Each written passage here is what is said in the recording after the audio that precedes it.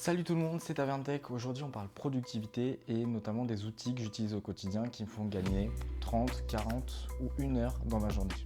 Si vous êtes développeur, DevOps ou juste en quête d'une meilleure organisation, eh bien cette vidéo elle est sûrement faite pour vous.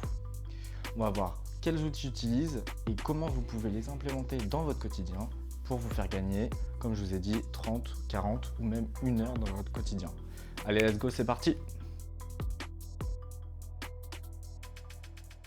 Pourquoi la productivité elle est essentielle en 2025? C'est que au niveau des entreprises, on a toujours de plus en plus de tâches à faire, à réaliser et mieux optimiser son temps et mieux organiser ses tâches va permettre de 1 éviter le burn-out et de 2 mieux gérer ses tâches et pouvoir débloquer du temps pour faire des choses qui peut-être vont vous passionner, que vous ne connaissez pas encore, mais que vous allez commencer à apprendre. Et c'est de libérer du temps pour d'autres choses qui vous passionnent. Il y a une phrase que je connais qui dit travailler plus n'est pas la solution, travailler mieux et de façon intelligente est la solution. Alors mes outils pour rester ultra focus, je les ai découpés en 4 catégories. La première catégorie, c'est bloquer les notifications. Ça va être de ne plus aller sur son téléphone pour scroller ou avoir une petite notification qui va nous amener sur le téléphone. Le but, c'est de bloquer toute notification pendant les périodes où on veut être focus. On veut être concentré à faire nos tâches pour les faire le mieux possible. Le premier outil que j'utilise, c'est vu que je suis dans un écosystème Apple, j'ai un ordinateur, un téléphone, une Apple Watch. J'ai toujours des notifications qui arrivent sur mon Apple Watch ou sur mon ordinateur. L'objectif, ça va être de définir des concentrations Apple en fonction des tâches que vous faites. Par exemple, moi, quand je suis au travail, ça s'active à 9 heures et ça se désactive à 17 heures. Donc, j'ai une concentration travail qui s'active et qui fait que toutes les notifications pendant cette période-là, elles sont bloquées. Sauf les notifications de mail ou de messagerie interne. Là, elles sont autorisées. Voilà, ça peut être utile, même pour quand vous faites du sport, d'activer une concentration sportive qui va activer que Spotify par exemple, ou sinon une période où totalement tout est bloqué. Genre aucune notification, la page d'accueil elle est totalement bloquée, donc on ne peut pas aller sur les réseaux sociaux, voilà ce genre de choses. Ça peut être intéressant. Moi c'est ce que j'utilise et je vous conseille d'essayer au moins et vous allez voir c'est vraiment intéressant. Alors le deuxième outil ça va être d'optimiser ses tâches avec la technique, donc ça s'appelle la technique Pomodoro.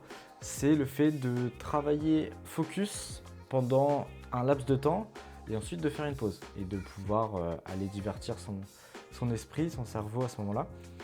C'est de définir, par exemple, moi je définis 1 h 30. 1 h 30, je sais que je ne vais pas aller sur le téléphone, je ne vais pas aller sur YouTube, sur Twitch ou ce genre de choses. Je vais passer 1 h 30 à faire exactement la tâche que j'ai envie de faire. Et ça, l'objectif, c'est de rester focus sur cette tâche-là et de ne pas aller se disperser sur d'autres choses.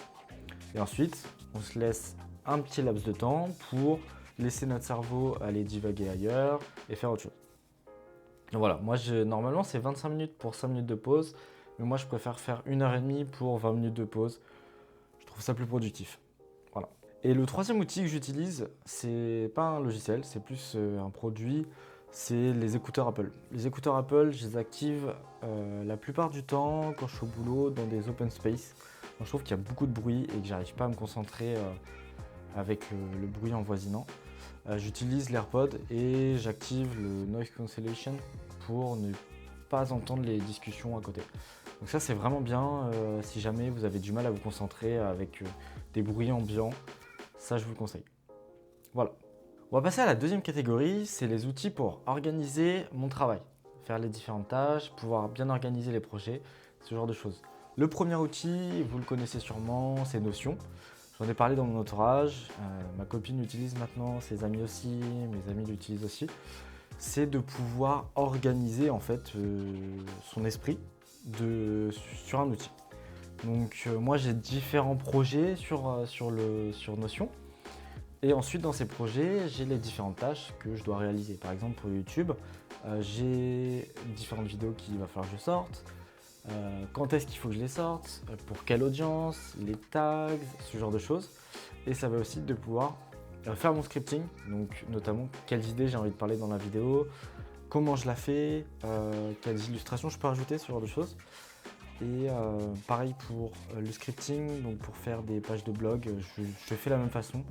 Donc j'ai des pages qui sont organisées pour des projets, des pages qui sont organisées plus pour des réflexions et d'autres pour faire du journaling par exemple. Voilà, ça c'est un outil. Alors j'ai un deuxième outil, c'est plus sur la gestion des tâches. Je le découpe de Notion parce que je ne l'utilise pas de la même façon, mais j'utilise TickTick qui revient un peu avec l'outil que je vous ai défini tout à l'heure, c'est la technique Pomodoro. On peut l'utiliser dans TickTick. C'est assez pratique parce que du coup, je peux faire ma gestion de tâches et définir des Pomodoro pour mes tâches. Les deux sont dans le même outil, donc c'est assez simple à utiliser. C'est pas trop cher. J'utilise le forfait gratuit. Et pour ce que j'en fais, j'en ai pas besoin. J'ai pas besoin de prendre le forfait premium. Et en fait, sur ma gestionnaire de tâches, je vais pouvoir définir les tâches que j'ai envie de faire pour le mois. Donc, notamment pour les 7 prochains jours, pour aujourd'hui. Si jamais j'ai oublié une petite tâche à faire aujourd'hui, je peux la rajouter facilement. Par exemple, avec le clavier, je peux faire juste commande espace et ça va me rajouter une tâche directement sur TickTick. Donc ça, c'est pas mal, c'est bien pour organiser. On peut rajouter aussi des flags pour dire important, moins important.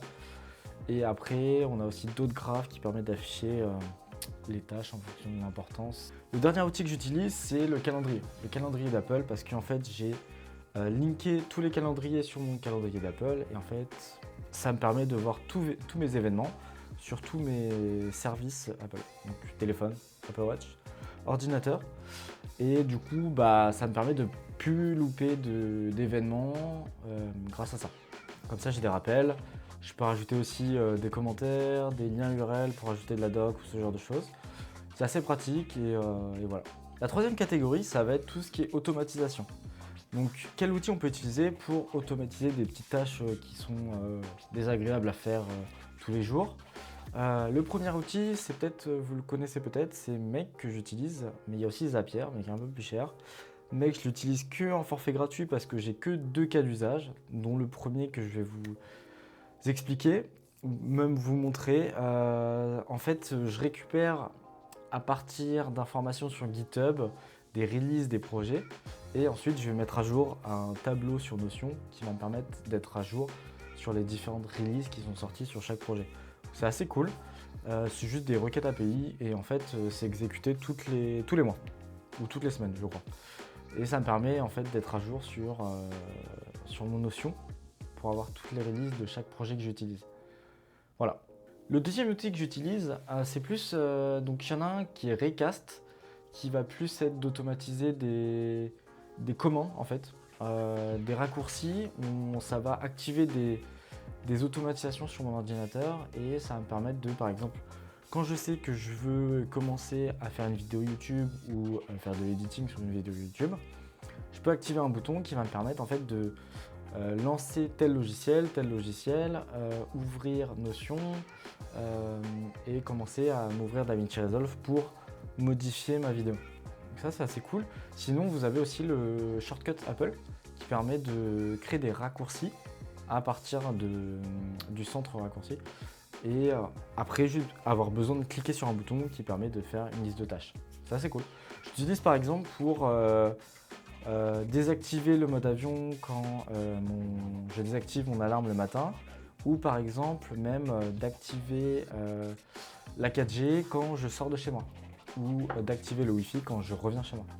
Et la dernière catégorie, qui est une catégorie un petit peu bonus, c'est pouvoir se reposer et améliorer sa santé. Qu'est-ce que ça veut dire? C'est que en fait, c'est de pouvoir activer sur son Apple Watch des séances qui vont être programmées pour donner à son esprit et à son corps le fait de pouvoir en fait faire une pause, faire un break, s'aérer les jambes, s'aérer l'esprit. Donc ça peut être, moi sur mon Apple Watch, je crois que c'est toutes les heures, il me dit allez, lève-toi et fais quelques pas. Ça va faire bouger ton sang et te remotiver un petit peu. Ou même, par exemple, je lis un livre en ce moment, c'est Miracle Morning. Et en fait, ça te permet de faire une petite séance le matin de prendre du temps pour toi pour faire différentes choses. Donc ça va être par exemple faire de la méditation, du yoga, de la lecture, du journaling. Et par exemple, du coup, le yoga ou la séance de sport le matin, c'est très agréable parce que du coup, on commence une journée en pleine forme et, content même d'être content d'entamer sa journée après une séance de sport. Vous allez voir, c'est vraiment agréable. Voilà. Alors comment bien intégrer ces outils dans votre journée type? L'objectif, c'est pas de commencer par tous les outils d'un coup. Commencer par un outil spécifique et essayer de l'utiliser pendant au moins 30 jours. Je dirais que le 30 jours, c'est la période optimale pour savoir si l'outil il est intéressant pour vous. Essayez-le pendant 30 jours au moins. Commencez par un outil, essayez de voir s'il s'adapte bien dans votre journée type et même savoir si est-ce que ça vous fait gagner un petit peu de temps dans votre journée type. Ça peut être intéressant de savoir ça. Alors essayez d'associer chaque outil par une habitude. Donc ça peut être, si vous êtes sur Apple, essayez de commencer à activer la concentration pendant que vous travaillez, pendant que vous faites du sport, ce genre de choses, pour désactiver certaines notifications qui peuvent être désagréables et vous faire basculer sur le téléphone. Ou sinon, ça peut être peut-être commencer à utiliser TickTick pour gérer vos tâches ou même créer des séances de Pomodoro pour vos tâches, ça peut être intéressant. Ou même activer Notion pour gérer vos projets, gérer vos tâches, gérer vos projets, vos dates butoirs, ce genre de choses. Voilà. J'espère que cette vidéo vous aura plu. J'espère que les outils que je vous ai listés vont vous faire gagner 10, 20, 30 ou même 1 heure dans votre journée. Ça pourrait être cool. Et donc n'hésitez pas à commencer par la concentration Apple si vous êtes sur l'écosystème, d'utiliser Notion, de définir des bloqueurs de notifications pour votre téléphone ou même tester la technique Pomodoro. Ça peut être intéressant peut-être pour vous. Et n'hésitez pas à mettre en commentaire quel outil vous utilisez en ce moment, quel outil est votre préféré, combien de temps vous arrivez à gagner avec les outils que je vous ai listés. Et voilà, j'espère que si cette vidéo vous aura plu, n'hésitez pas à vous abonner, à lâcher un petit pouce et on se retrouve pour une prochaine vidéo. Salut, c'était Tavien Tech, bye!